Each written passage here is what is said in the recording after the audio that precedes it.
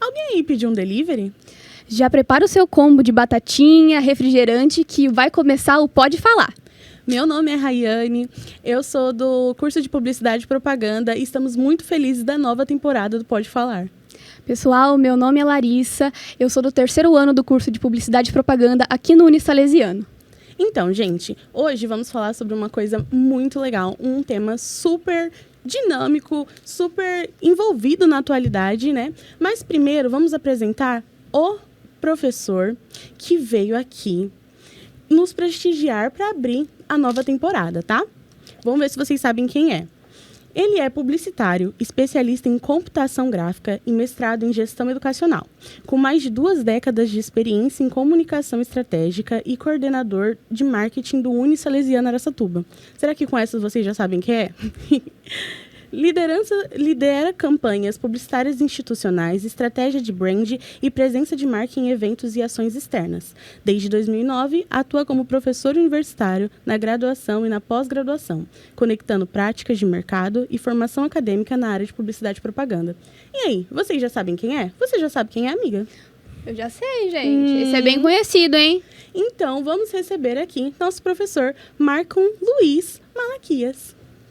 Seja bem-vindo, Maicon. Seja Obrigado, bem-vindo, gente. professor. Olha, depois de uma abertura dessa, não tem como ficar, não ficar feliz. Né? Mas obrigado pelo convite de vocês. É uma honra estar aqui junto com essa nova temporada do Pode Falar, tão aguardado. Pode Falar. Quantos alunos falavam, quando vai voltar o Pode Falar? Pois é. E está aqui a nova equipe, né, para tocar essa temporada 2026. Obrigado pelo convite, estou aqui para somar junto com vocês. Ótimo. Então, hoje, eu não sei se vocês já perceberam, né, assim, pela temática, como ambientação, que tá, ambientação, né, assim, pelo figurino. Bem discreto. Mas eu vou, assim, falar para vocês o nosso tema de hoje, que é a história da publicidade no fast food dos Estados Unidos. E aí, vocês gostaram desse tema? Tem história pra contar, hein? Tem, né? Amiga, explica melhor pra eles entenderem. Pessoal, vamos dar um contexto aqui pra vocês. Fast food significa basicamente comida rápida. E é o que hoje a gente conhece por grandes nomes, grandes franquias, como McDonald's, o Burger King, KFC. O KFC também. Mas, na verdade, esse hábito de ter comida rápida começou há muito tempo atrás, no século XIX, na Europa. Quando se tinha o hábito de ter aquelas feirinhas, sabe? Aquelas feirinhas comerciais, o pessoal vendia tortas, vendia peixes, alimentos de maneira facilitada. E é a partir daí que a gente surgiu esse hábito, né? De ter comida rápida, comprada de maneira facilitada. Também se intensificou esse hábito de optar sempre por fast foods com a Revolução Industrial, que aí, enfim, a operação se tornou cada vez mais eficaz, os operários tinham cada vez menos tempo para preparar suas refeições, e aí a gente tinha essa questão do fast food como um escape. Que até hoje é um escape, né? Até hoje é um escape para a nossa rotina, um alívio. Sim. Então, pensando nisso, vamos à primeira pergunta para o nosso professor convidado de hoje. Michael, o fast food sempre existiu, então, mesmo como um hábito antes. Mas quando ele deixou de ser só comida rápida e virou realmente uma indústria? É uma responsabilidade falar disso, né? Você fez um contexto muito bacana, né, sobre a palavra fast food, mas a gente precisa entender aspectos sobre a história, né? A história das grandes redes, né? Sim. Porque a gente conhece o fast food, a palavra comida rápida, né? E aí você trouxe o contexto histórico europeu, cidades portuárias, feirinhas, Sim. peixe, né?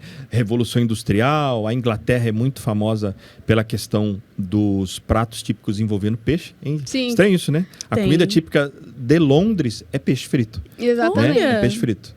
Né? E, então, tem muita ligação isso. Mas quando a gente fala de rede de restaurantes fast food, a gente vem o padrão americano, né? O padrão americano, e aí a gente pode falar um pouquinho, né? Acho que vocês vão trazer isso aqui, acho que no episódio de hoje. Mas você falou especificamente quando ele deixa de ser apenas uma coisa alimentar e passa a ser algo cultural. Isso. Né?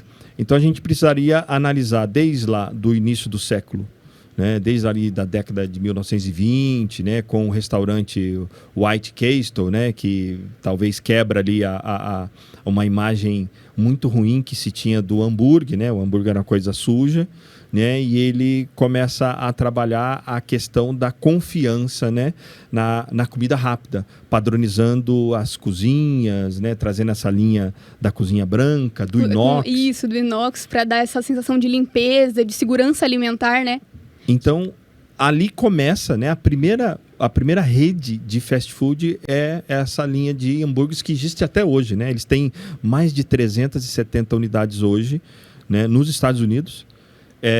O mesmo padrãozinho de lanche, né, que é um hambúrguer meio quadrado, mas não tem como a gente deixar de falar do grande nome mundial que é o McDonald's, né? O McDonald's realmente, ele na década ali de 50, né, ele é um pouquinho antes disso, mas ele se torna uma marca emblemática com o Ray Kroc, né, que é o que consegue transformar aquela operação numa linha de franquias, né? Ele não é o criador do McDonald's, mas ele é o grande desenvolvedor da marca, né? Tanto é que depois ele compra a parte dos irmãos Donald, né? E aí ele fica, de fato, livre para expandir esse negócio.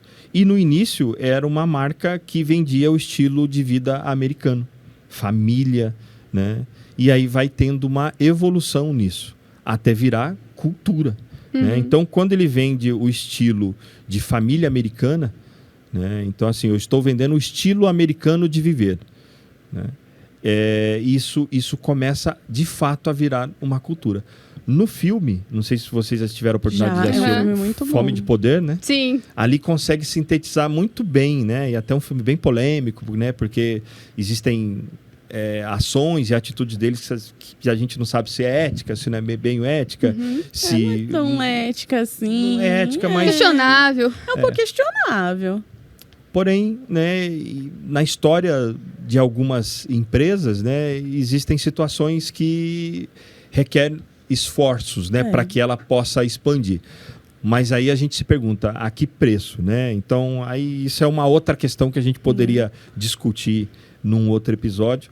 Mas falando em si da marca, ele fez muito bem para a marca, né? Hoje a gente tem McDonald's aqui no nosso país, em mais centenas de outros países, né, graças a essa visão que ele teve.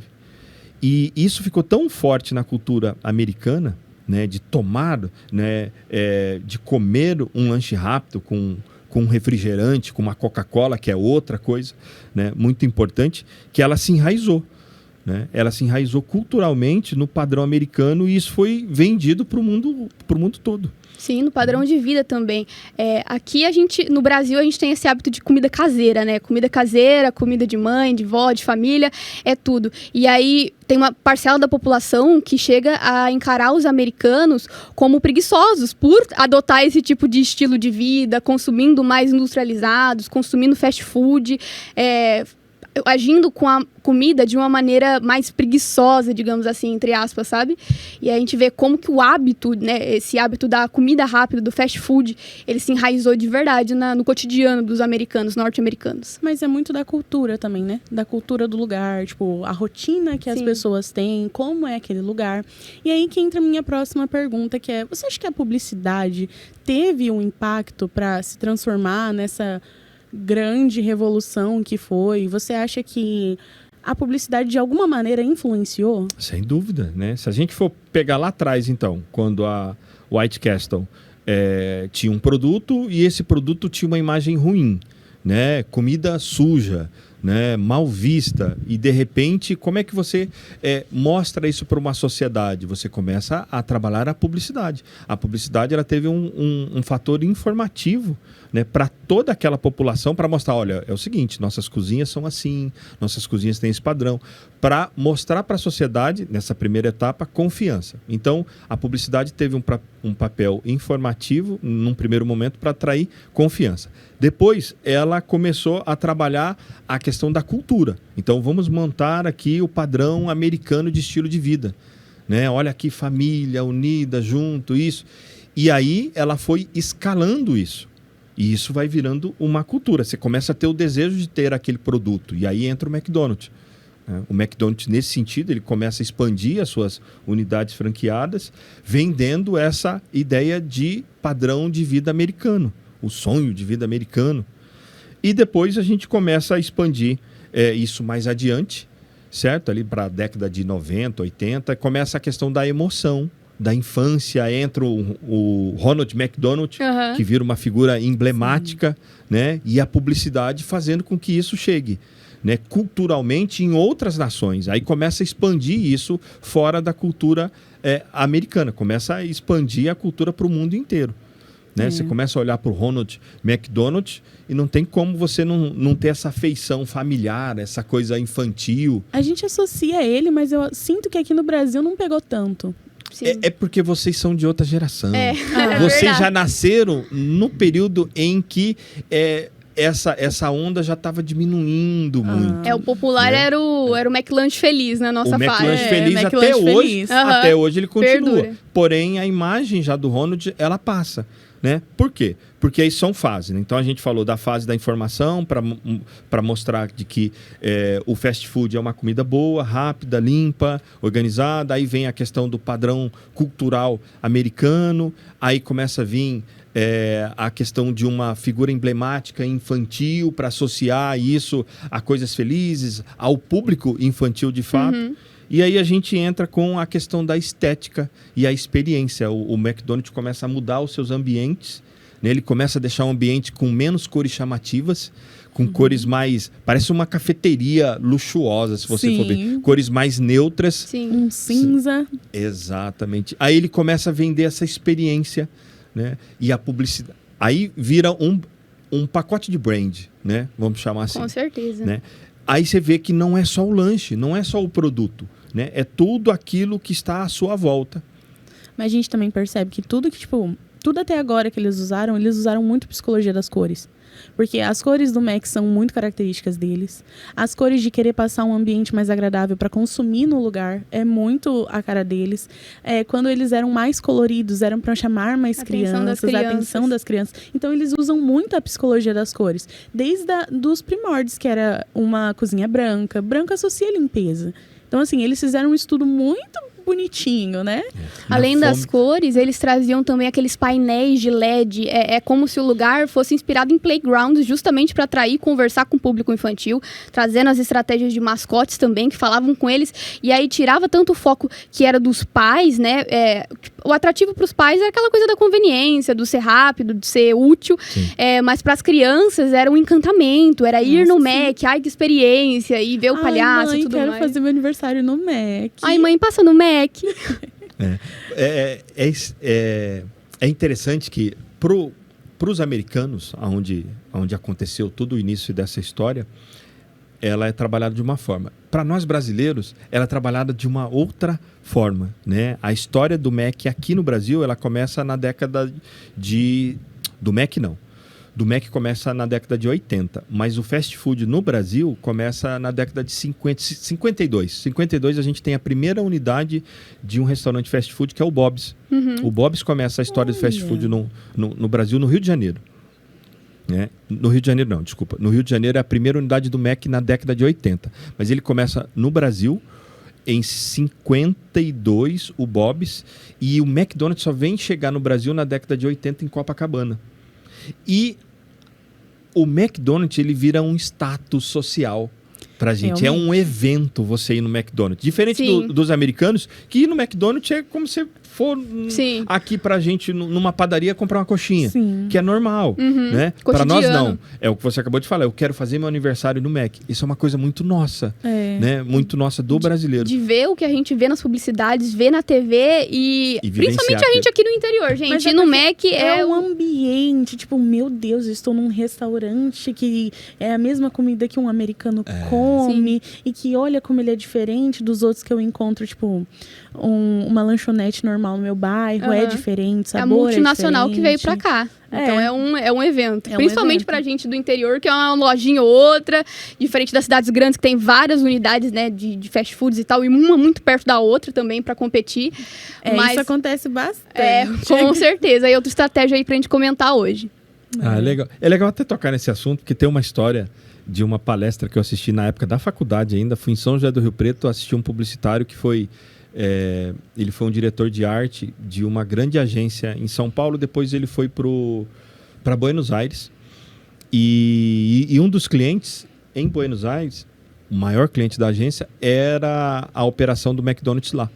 E aí ele conta uma história muito interessante, que ele falava assim, não, as vendas estão ruins, né? Vamos fazer uma campanha, né? Começaram a fazer um estudo.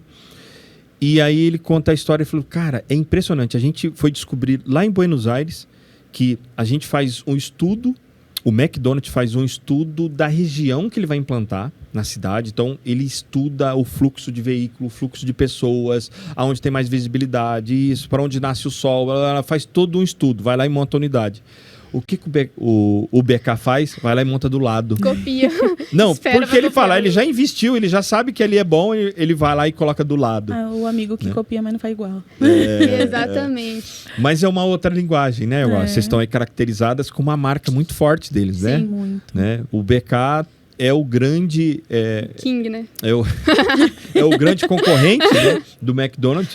É como se fosse a gente falar de refrigerante, falar de Coca-Cola e Pepsi. Sim. Você vai falar de McDonald's e você vai falar de BK. Não tem como. E falando sobre comida, né? Sobre lanches, esses lanches tão apetitosos. Porque Nossa, já quando dá fome, né? dá uma Dá. fome, mas sabe o que dá mais fome? É você estar olhando o seu TikTok e do nada passar um vídeo.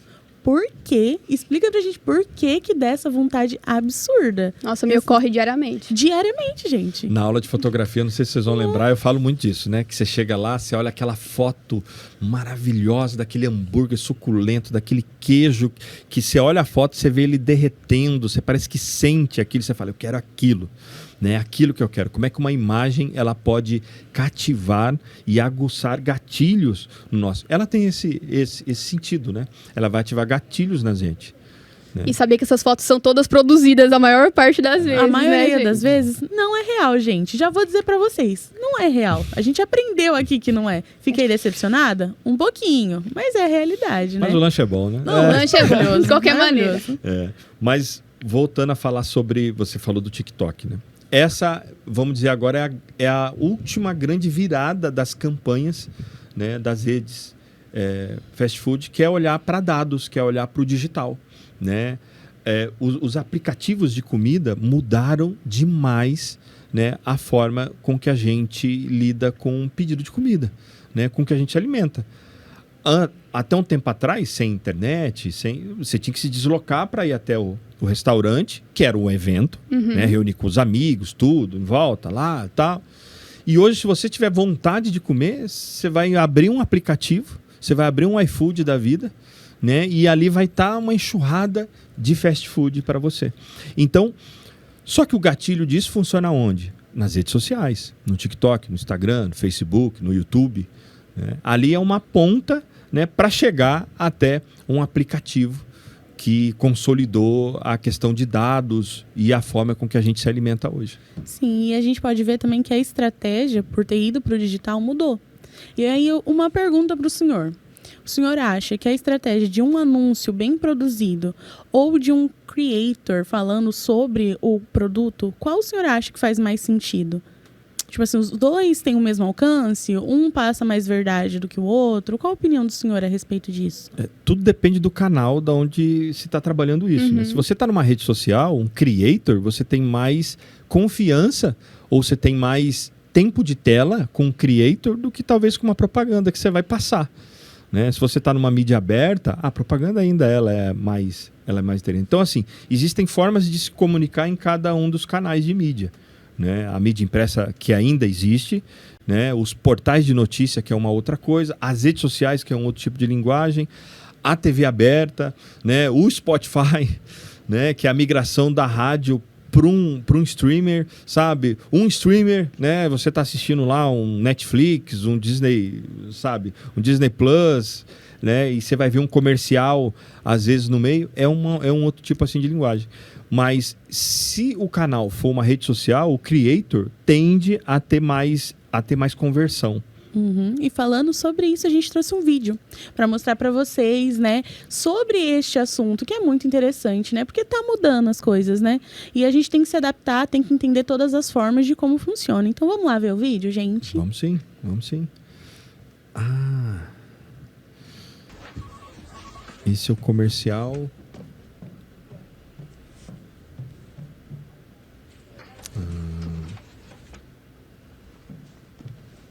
A gente pode falar, tá? Não tem problema nenhum. Não? Para justamente não correr o risco de dar direito.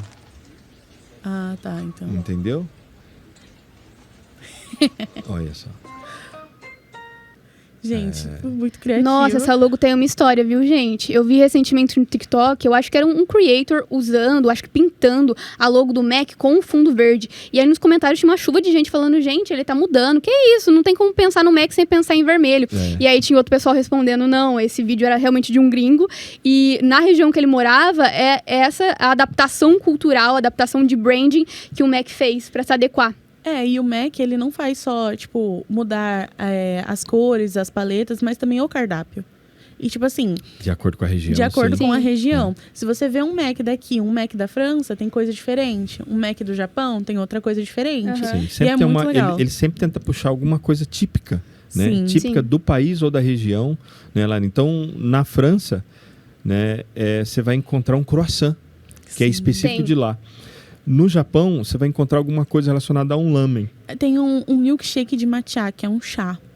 Eu particularmente não gosto. Mas é muito da cultura deles. E eu consumo muita coisa de comida, não vou negar. Então, assim, eu fico vendo, gente, isso tem lá, um dia eu quero experimentar. Já pensou? Sair daqui pra ir pro Japão, pra ir comer no Mac.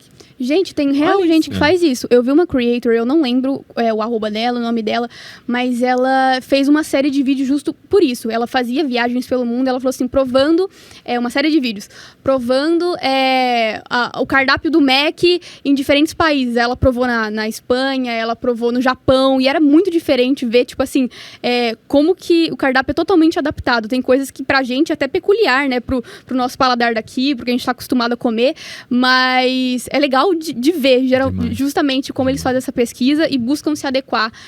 E não só, por exemplo, enfiar goela abaixo, sabe? Não. Tipo assim, o que os americanos estão acostumados a comer e gostar. E ele fazendo isso, quando ele traz um pouco da cultura regional para o cardápio, ele cria uma conexão. Né? Então, quando o brasileiro vê ele vê algo muito peculiar aqui, né? E quando o francês vê no cardápio dele, do McDonald's, que é uma rede americana, alimentos que são da cultura francesa, ou da japonesa, ou da indiana, ou da coreana, que sempre você vai encontrar alguma coisa, você cria uma conexão. E a publicidade, ela explora muito isso, né? As campanhas publicitárias do McDonald's mundo afora, elas exploram regionalidades de cada país. Isso é muito legal. Gente, voltando naquele aspecto lá do TikTok, dos creators, que a gente estava comentando agora há pouco, tem uma linha de conteúdo, tem um nicho muito específico que eu particularmente gosto, eu acompanho há um tempo, e que é a cara do fast food, é a cara desse tipo de coisa, e que vende sem dizer uma palavra. Que são os famosos car mukbang, chama. Acho que é mais ou menos isso. Que é basicamente um estilo de conteúdo em que o pessoal, eles compram, né, um combo de determinada marca, né, de determinada franquia, e aí eles comem no carro. Eles gravam um vídeo, colocam a câmera aqui na frente, comem no carro, e aí o vídeo é simplesmente os barulhos das mordidas, gente. Maravilhoso. É satisfatório de assistir e dá vontade. A ASMR, só os barulhos. Procurem depois. É uma muito pessoa bom. que pega uma coxinha deste tamanho, tá com uma maionese e morde. Ai, gente, 9 horas da noite, no intervalo. Aí te aparece um vídeo desse. Nossa, maravilhoso. Não, é bom e te causa um desejo imediato. É tipo assim, papum. Eu tinha muita vontade de comer burritos por conta desse tipo de vídeo. Mexicano. Aí eu tive uma quebra de expectativa aí, não é tão bom quanto eu esperava. Acho que meu paladar não estava esperando por isso. Eu tive a oportunidade agora no fim de ano de ver uma outra cultura, fui pro Chile, e o McDonald's lá tem um lanche, porque lá se come muito abacate. O hot dog deles chama completo e vem abacate. Nossa. E aí você vai no McDonald's, tem um hambúrguer com abacate. Você vai no BK, tem um hambúrguer com abacate. Né? Só pra gente comentar sobre essa regionalidade. Não, assim, muito legal, muito legal. Mas guacamole não tem gosto de abacate. Vocês já Não, comeram? Eu não. É muito bom. É Com muito Doritos. bom. Eu julgava horrores, comi e falei, que delícia. Muito bom. A gente não pode falar de comida, né? Vocês Não estão pode. percebendo. Não, eu já né? tô A gente ficando aqui com pra fome. falar de Eu Eu vendo aqui, já tô Já- imaginando aqui dentro das embalagens, já tô imaginando Já não como. dá. Nosso tempo tá quase dando já. E assim, o que a história do fast food ensina pra gente na publicidade? Porque, querendo ou não, eles estão muito coligados, né? E criou uma cultura, assim. Mas o que ensina isso pra gente? Para nós publicitários, a respeito de como a gente trata, como a gente faz, né? Porque a gente teve um estudo muito grande relacionado à comida, de como a gente ia propagar essa comida, né? Então, qual a opinião do senhor a respeito? Bom, trabalhar com publicidade já requer uma responsabilidade muito grande. Né? A gente precisa entender que o publicitário ele tem um papel educacional. É claro que o publicitário ele é contratado para resolver uma dor. E essa dor quase sempre é uma dor relacionada a uma venda. Né? Você precisa vender algo. Você precisa mexer no caixa da empresa. Né? A empresa precisa vender para fazer caixa. E aí entra a questão da ética, né? De a gente poder trabalhar de uma maneira muito justa, muito adequada, para não extrapolar ou para não vender algo que não é aquilo. E mexer com comida é muito sério. Né? É muito sério. Por quê? Existem N fatores que podem mudar uma questão de saúde pública, né? Pode afetar uma rede pública de saúde, pode afetar, né, os hábitos de consumo de uma determinada região, de um determinado país, de uma determinada cultura.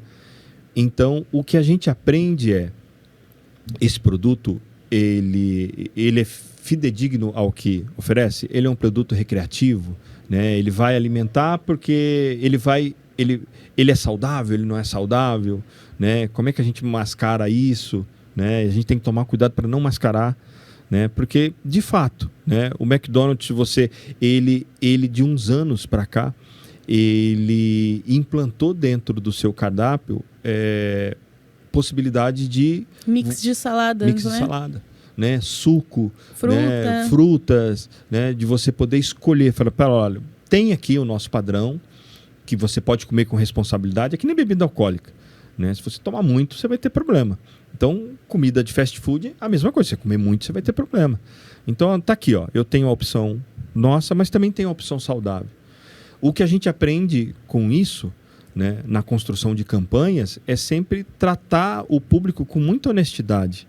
Né, de trazer isso e isso ser agregado à marca. Quando você olhar e falar assim, não, eu sei que se eu comer aquilo faz mal numa quantidade muito grande, mas eu gosto daquilo, aquilo faz bem e eu tenho a opção de comer coisas saudáveis.